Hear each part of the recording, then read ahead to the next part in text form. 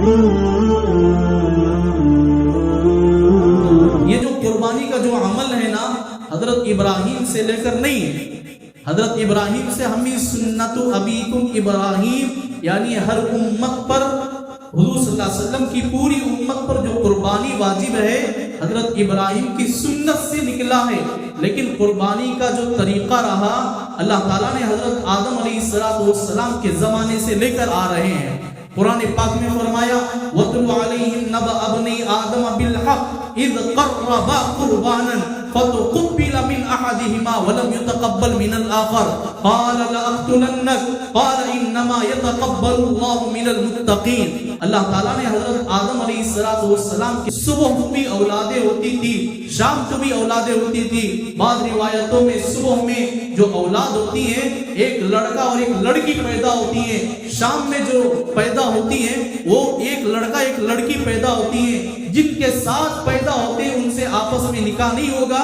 صبح کا بچہ شام کی لڑکی، صبح کی لڑکی شام کے لڑکے سے نکاح کرے گی اور شام کی لڑکی صبح کے لڑکے سے نکاح کرے گی.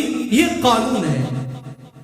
اس زمانے میں اولادوں کو دنیا میں لوگوں کو عام کرنا تھا، اس لیے اللہ رب العزت نے حضرت آدم علیہ السلام سے یہ اولادوں کو نکالا ہے. حضرت آدم کی وفات کے وقت آپ کے جنازے میں شرکت کرنے والے آپ کی اولادیں 1,00,000 تھی.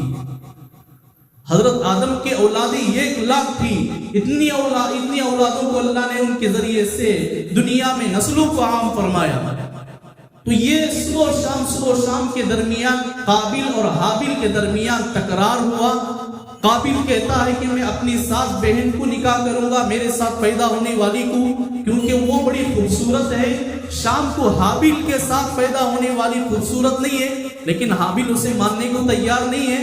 حابل قابل کے ساتھ پیدا ہونے والی کو شادی کرنے کے لیے تھا. تو یہ مشورے میں طے ہوا کہ ہم اللہ کے نام پر جانور کو ذبح دیں، جانور کی قربانی دے. بنی اسرائیل میں یا حضور صلی اللہ علیہ وسلم کے زمانے سے پہلے جتنی قربانیاں دی گئی، ہر قربانی کے جانور کو ذبح کرنے کے بعد درمیان کسی میدان میں چھوڑ دیتے.